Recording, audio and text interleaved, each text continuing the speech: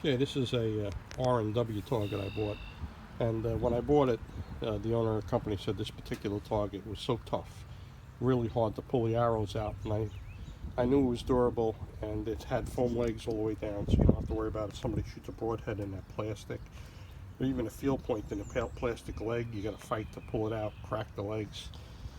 So I bought it with the idea that someday I'll just take the core out and replace it with my own mix. I'm going to rebuild it.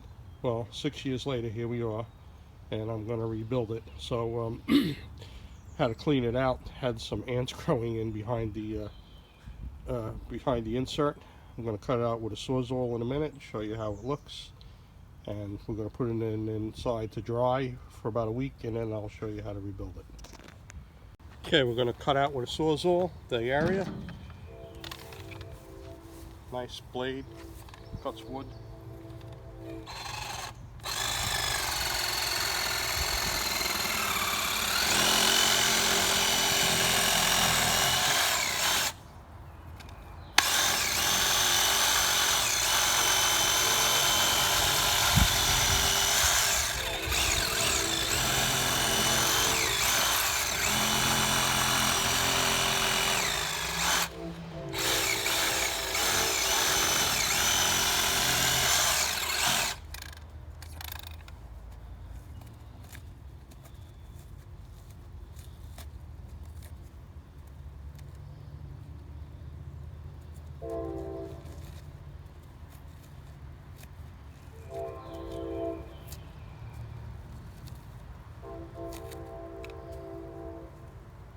It's hard to believe this, but this will all come out like brand new when I get done.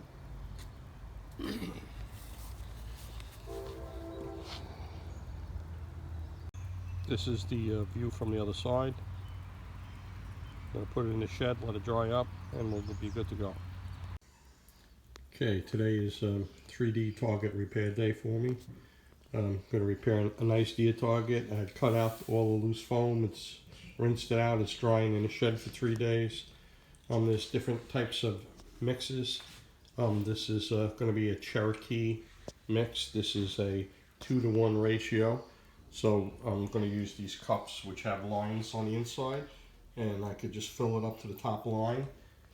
Some of the other ones like 3D Country, or you have to weigh on a gram scale.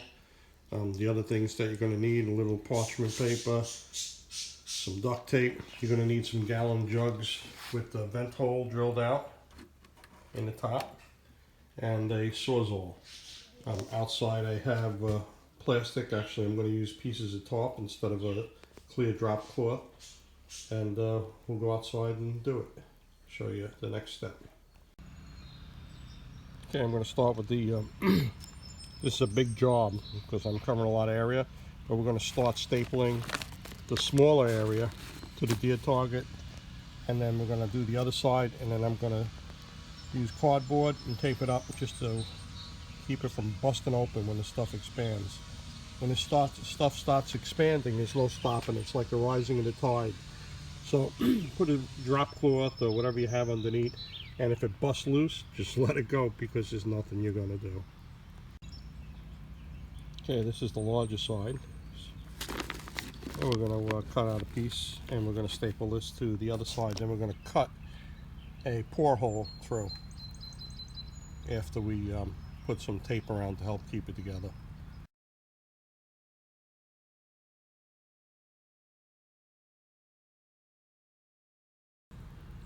Okay, on the small hole, put some cardboard for a reinforcement to help keep the stuffing in. And the only way you can put tape on this and keep it on is if you use like duct tape and completely wrap around the end and tape the duct tape onto itself. I'm going to turn the target over, show you the hole.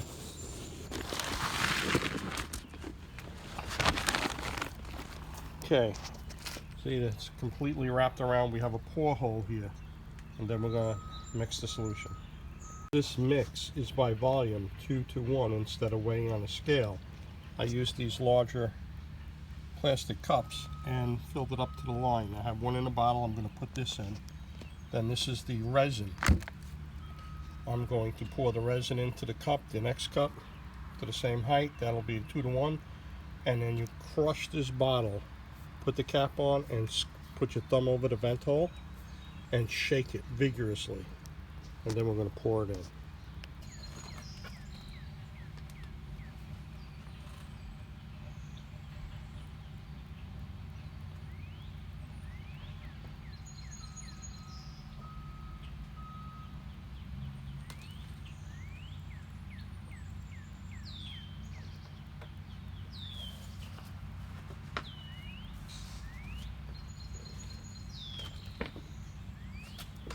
Crush the bottle and shake vigorously, 10 seconds.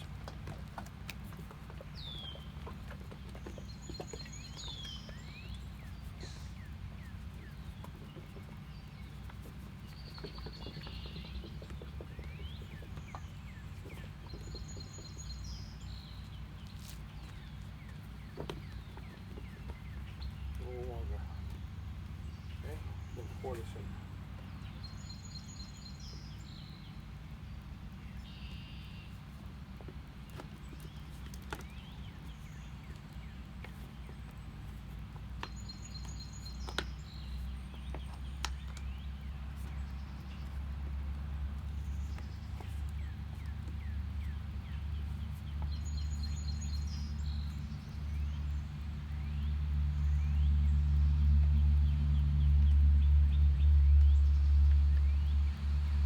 This is a really big hole. I plan on making 2 batches, but we'll see how it goes.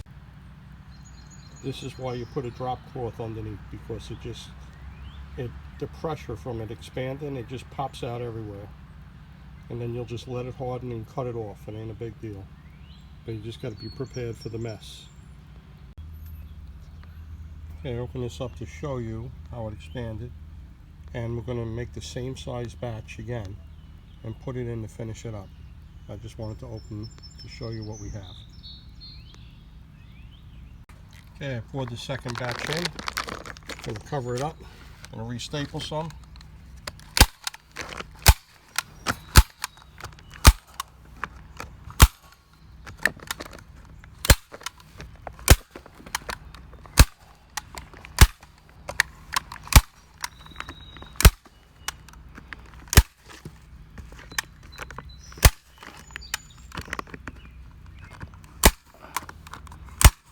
And it's filling up.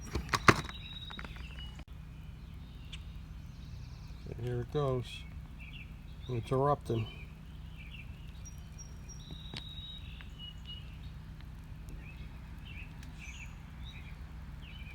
Now I had to buy a club kit because it's such a big area. The club kit you can find on sale for $100, and I used a little more than half. So this should be fine, and I'll be able to trim it, and it should look good.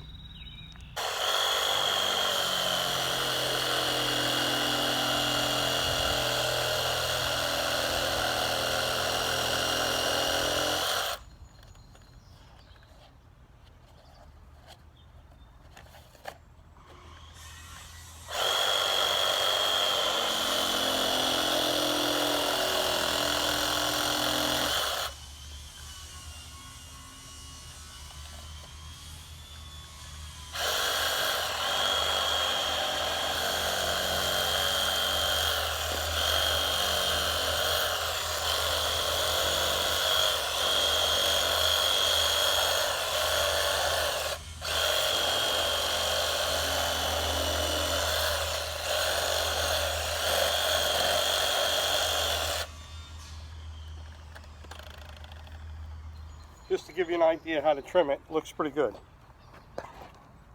Okay, here's the finished deer. You can really go crazy sanding and painting these things, but just get a little latex paint from Home Depot or the hardware store and brush it on, and you're good. If you like to have the scoring rings, you could draw them with a magic marker and then use a soldering iron and burn them in, and then paint it.